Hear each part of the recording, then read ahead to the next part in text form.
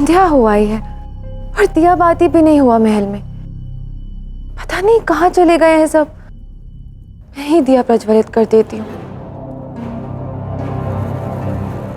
संध्या के समय अंधकार उचित नहीं है।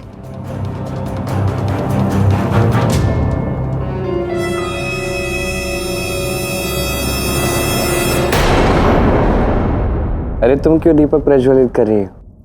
तुम तो स्वयं प्रभा हो।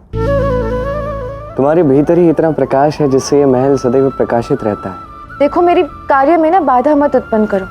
पूरे महल के दिए जलाने हैं मुझे। महल में अंधकार अच्छा नहीं लगता। मुझे ज्ञात है अंधकार तुम्हें अच्छा नहीं लगता।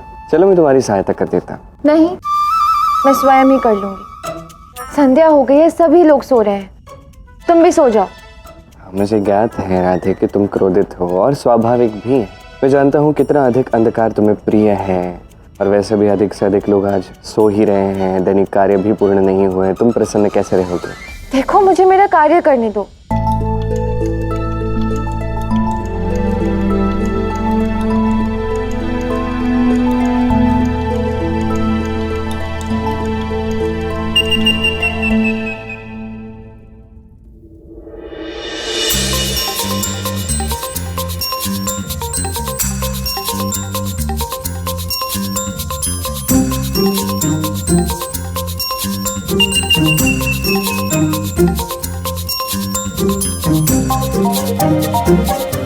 कृष्ण,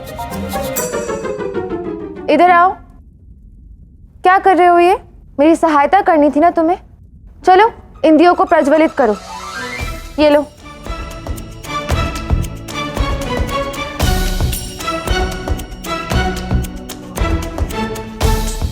समझ में नहीं आ रहा है कि सबको आज क्या हो गया है। इतनी गहरी निद्रा में क्यों है सब? मैं कुछ कह सकता? क्या? जब भी तुमने भोजन परोसा है तो सभी ने उचित समय पे अपने कार्य पूर्ण किए। अब जब से तुम्हारी ज्येष्ठा, जैसे आज तुम्हारी ज्येष्ठा ने सबको भोजन परोसा है तो देखो क्या हो गया। मुझे लगता है कहीं ना कहीं इसमें तुम्हारी ज्येष्ठा का ही हाथ है। ऐसी कोई बात नहीं है। महल में अंधकार देखकर मेरा मन विचलित हो गया था और द्वारका का राजप्रसाद तो सदैव प्रकाश में ही रहता है ना।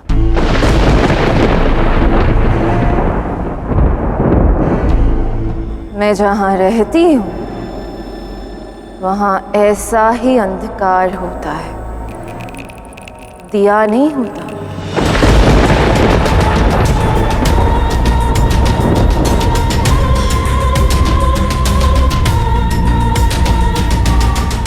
राधे, एक अत्यंत महत्वपूर्ण कार्य है, मैं पूर्ण करके आया। हो गई तुम्हारी सहायता। मैं जानती थी कि तुम ऐसा ही करोगे।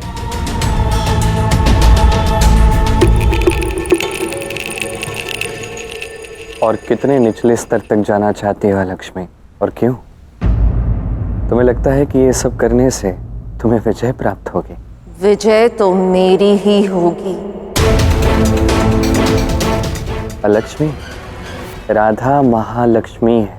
महालक्ष्मी अष्ट शक्तियों से परिपूर्ण है। जहाँ महालक्ष्मी होती है वहाँ किसी भी प्रकार का अभाव नहीं होता। जहाँ धन लक्ष्मी का ये रूप होता है वहाँ धन का अभाव नहीं होता। जहाँ आदि लक्ष्मी होती है वहाँ अनंत संपत्ति होती है। जहाँ धान्य लक्ष्मी का रूप होता है वहाँ के भंडार गृह सदैव परिपूर्ण रहते हैं। जहाँ धैर्य लक्ष्मी होती है वहाँ धन के साथ साथ मानसिक शांति भी वो प्रदान करती है। जहाँ गज लक्ष्मी होती है वहाँ ऐश्वर्य वो प्रदान करती। जहाँ संतान लक्ष्मी का रूप होता है वहाँ पुत्र और पुत्री का सुख वो प्रदान करती। विजय लक्ष्मी का ये रूप, इसकी कृपा से कठिन परिस्थिति में विजय प्राप्त होती।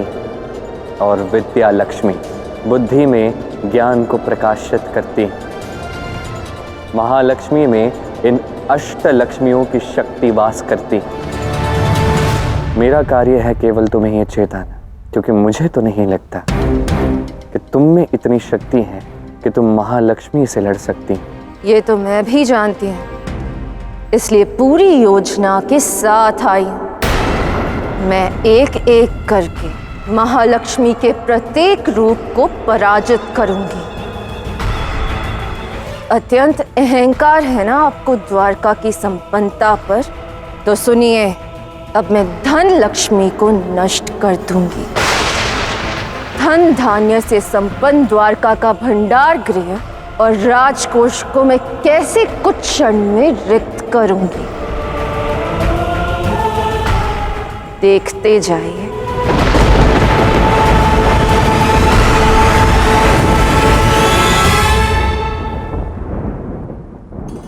राधा, तुम इतनी रात्रि में ये दिए क्यों जला रही हो? आप सब तो संध्या के पश्चात भी सो रहे थे। संपूर्ण महल में अंधेरा हो गया था। हाँ राधा, तुम उचित कह रही। न जाने क्यों हम सब निद्रा के अधीन हो गए थे। आज से पूर्व मैंने महल में इतना अंधकार कभी नहीं देखा। अंधकार में कितनी नकारात्मकता होती है।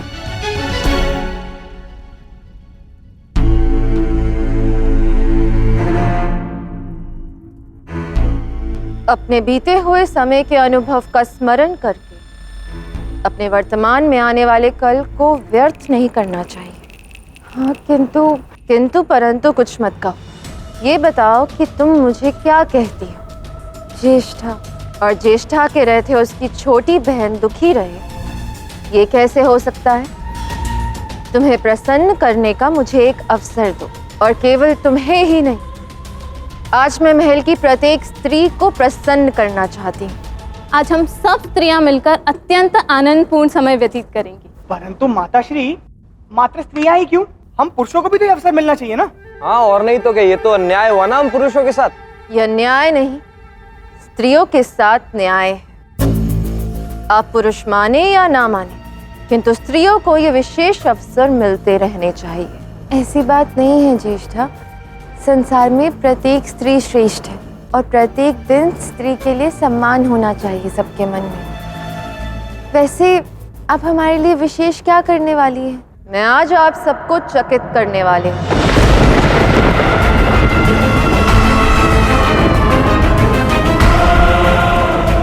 चिंता मत कीजिए, यह अनुभव आप सबके लिए अत्यंत सुखद होगा। धन्यवाद ज्येष्ठा, हम सभी इस सुखद अवसर के लिए अत्यंत उत्साहित हैं।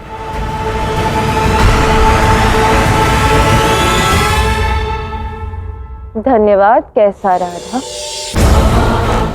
मैं तो तुम्हारी आभारी हूँ कि तुमने मुझे महल में निवास करने का अवसर दिया।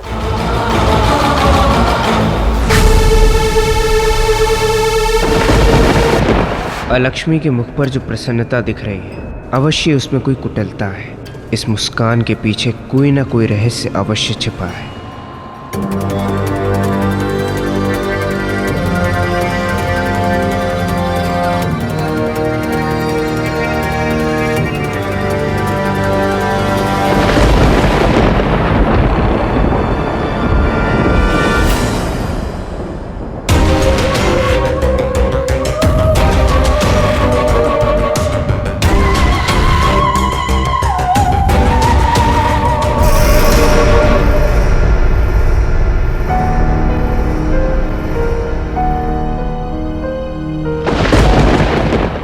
ये कैसे संभव है?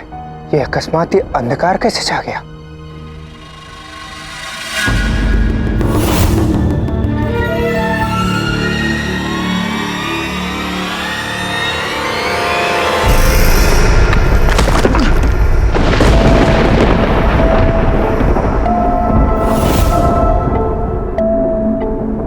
सांब,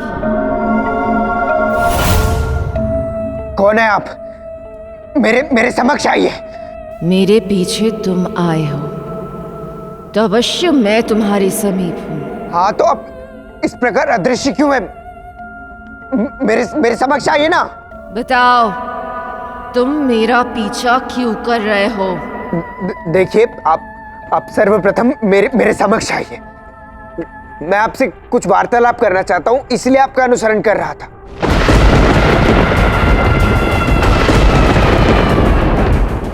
तुम जानते नहीं हो, मेरा अनुसरण करने वाले लोग सदैव असंतुष्ट रहते हैं। मुझे क्षमा कर दीजिए। मैं तुम्हें छोड़ रही हूँ क्योंकि मेरी तुमसे कोई शत्रुता नहीं है, किंतु अब मेरा पीछा मत करना, अन्यथा इसका परिणाम क्या हो सकता है इसका अनुमान तो तुमने लगा ही लिया होगा। मुझे अपनी बात स्पष्ट करने का एक एक अवसर तो दीजिए, मैं आपकी सहायता करना चाहता हूँ। सहायता? तुम मेरी क्या सहायता करोगे? हम दोनों का शत्रु एक ही है, इसीलिए मैं आपकी सहायता करना चाहता हूँ। तुम्हें क्या ज्ञात कि मेरा शत्रु कौन है? आपकी शत्रु राधा है। क्यों, मैं उचित कह रहा हूं ना?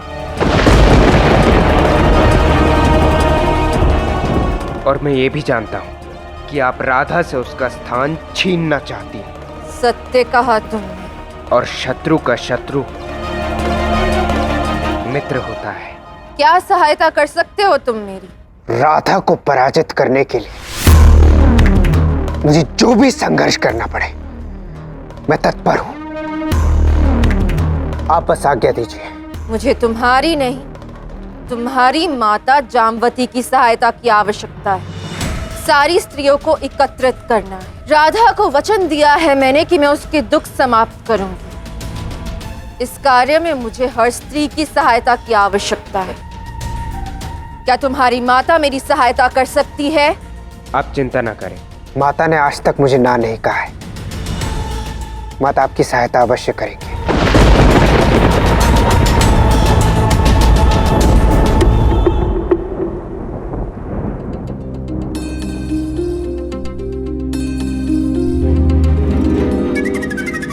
कृष्ण, मैं हास परिहास की स्थिति में नहीं हूँ।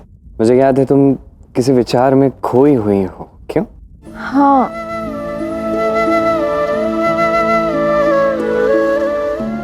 ऐसा भला क्यों है? तुम्हें तो ज्ञात है, तुम्हें दुखी देख के मैं स्वयं भी दुखी हो जाता। पता नहीं कृष्ण, आज मन अत्यंत विचलित सा हो रहा है। कभी कभी जिससे हम भयभीत होते हैं वो इतना भयावह भी नहीं होता। कभी कभी हमारी ही कल्पना उसे और भी अधिक भयावह बना देती है। किंतु इतना अवश्य स्मरण रखना रहता है, जब भी कुछ बुरा होता है उसी समय कुछ अच्छा भी हो रहा होता है। तुम क्या कह रहे हो कृष्ण? मैं समझी नहीं। मैं ये कह रहा हूँ कि इस चिंता से स्वयं को बाहर निकालने के लिए किसी और कार्य में स्वयं का मन लगा दो। अर्थात हम एक खेल खेलते हैं।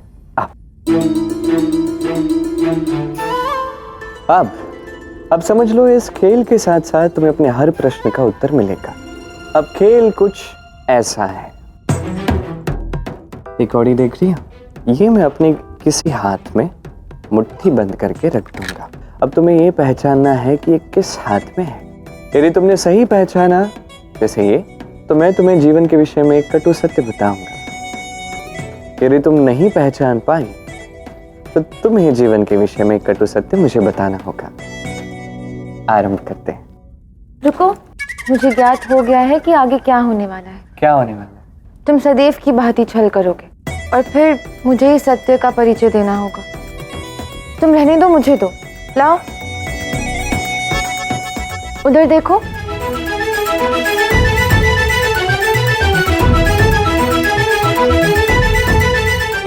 बताओ। ये एक बार पुनः सोच लो। सोच लिया। बोलो, क्या सत्य जानना है तुम्हें? मैं जानना चाहता हूं कि तुम इस प्रेम की तुलना किससे करती हो, और जो भी तुम उत्तर दोगी वो वास्तविक होना चाहिए, सत्य होना चाहिए। कृष्ण के प्रति जो तुम्हारा प्रेम है, इसकी तुलना तुम किससे करती हो? ये कैसा प्रश्न हुआ कृष्ण? मैं इसका कोई उत्तर नहीं देने वाली, क्योंकि मैं तुम्हारे प्रेम की तुलना नहीं कर सकती। प्रेम के मापदंड का कोई परिमाण नहीं होता, वो तो अनंत होता है ना। हाँ, वो तो है, किंतु होता है ना कि कोई बहुमूल्य वस्तु हो। जिसे स्त्रियों के विषय में मैंने अधिकतर बार सुना है कि उन्हें आभूषणों से एक विशेष प्रकार का प्रेम होता है। मेरे लिए तुम्हारा प्रेम किसी भौतिक वस्तुओं से नहीं तोला जा सकता कृष्ण, भले ही कोई वो बहुमूल्य आभूषण ही क्यों ना हो। ये तो तुम्हें ज्ञात है ना। चलो इस बात को मान लेते हैं और ये खेल आगे बढ़ाते हैं। एक क्षण।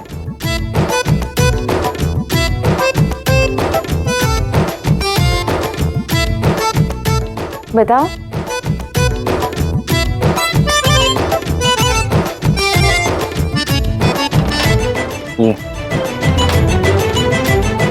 पक्का? पक्का।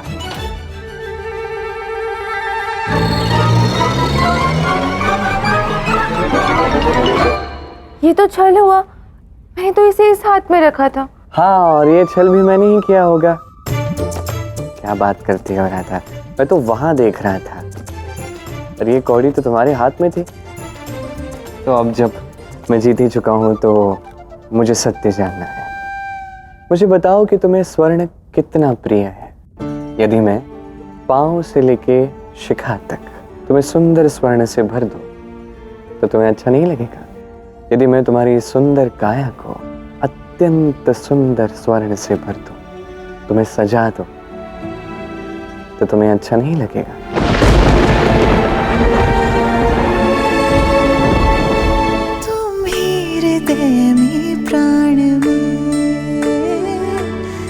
तुम तो भावुक हो गए कृष्ण। क्या मैं जान सकती हूँ कि ऐसी क्या बात है जो तुम मुझसे ये सब पूछ रहे हो?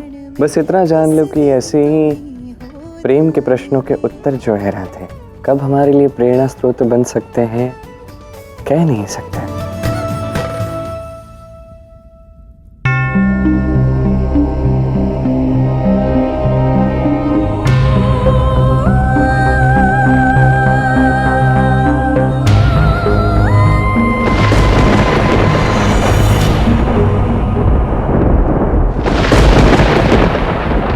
जामवती ने हम सभी को यहाँ एकत्रित करके बहुत अच्छा कार्य किया है, किंतु हमारी जिज्ञासा को शांत नहीं किया। अब आप ही बता दीजिए ज्येष्ठा। हाँ हाँ, क्या है जो आप बताने वाले हैं? अब इस रहस्य को खोल ही दीजिए। बताइए ना, आपने क्यों बुलाया हमें? अब ज्येष्ठा क्या चाहती है ये तो ज्येष्ठा स्वयं ही बता सकती है। अवश्य, मैं आप सभी की अधीरता को भली भांति समझ सकती हूँ। क्षमा कीजिए, मैंने आप सबका अत्यधिक समय ले लिया। बहुत समय पूर्व की बात है जब मैं दिन रात किसी के प्रेम में ध्यान मग्न थी। आप सबको मैं बता नहीं सकती कि मैं उस व्यक्ति से कितना अधिक प्रेम करती थी।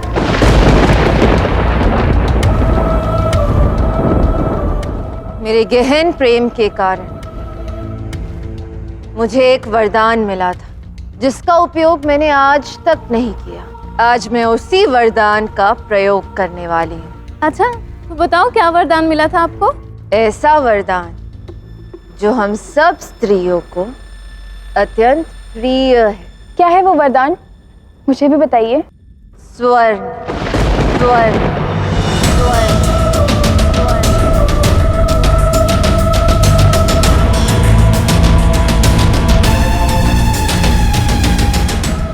स्वर्ण? सत्य? मुझे अपार स्वर्ण का वरदान मिला है, धन लक्ष्मी का वरदान मिला है। इसलिए आप जितना स्वर्ण चाहें उतना ले सकते हैं। आप सबको संतुष्ट नहीं होना है, अपनी लालसा को और बढ़ाना है। अब हम सब मिलकर इस वरदान का आज प्रयोग करेंगे। आप सबके साथ मैं वो मंत्र बोलूंगी। देखते हैं क्या ये वरदान सत्य सिद्ध होता है या नहीं। हमारा वरदान अवश्य पूर्ण होगा। ज्येष्ठा, हमें इतने स्वर्ण की क्या आवश्यकता है? हम सभी के समीप अपने अपने आभूषण है ना, वही पर्याप्त है। ये क्या कह रही हो राधा? बिना मांगे ही हमारे मन की इच्छा पूर्ण हो रही है। हाँ, और यदि ज्येष्ठ जीजी हमें स्वर्ण देना चाहती हैं, तो इससे अधिक हर्ष की बात और क्या हो सकती है? श्री राधा, आभूषण प्राप्त करके किस स्त्री का मन प्रसन्न नहीं होता है ना?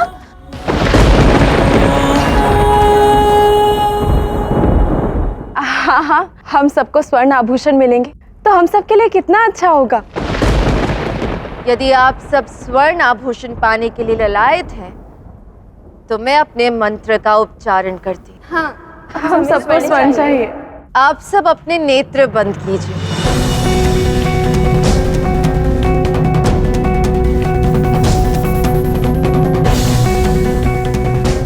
आप सब जितने भी स्वर्ण की कामना करना चाहते हैं कीजिए। मुझे 100 तोला स्वर्ण चाहिए। मैं जिस कक्ष में अपने स्वर्ण आभूषण रखती हूँ वो कक्ष पूर्ण स्वर्ण का हो जाए। और मुझे इतने आभूषण चाहिए कि मेरे संदूकों में वो आ ही ना पाए।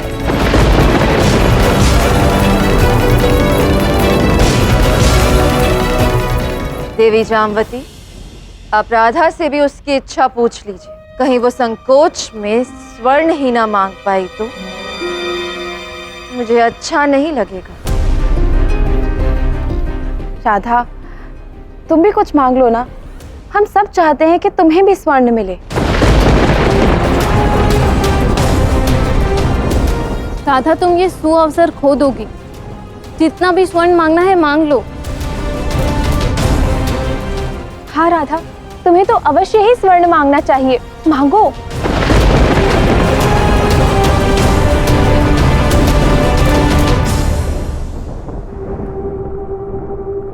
इतना आग्रह करने के पश्चात भी राधा के मन में आभूषणों के लिए तनिक भी लालसा नहीं है। क्यों? राधा स्वर्ण के लोभ में क्यों नहीं फंस रही?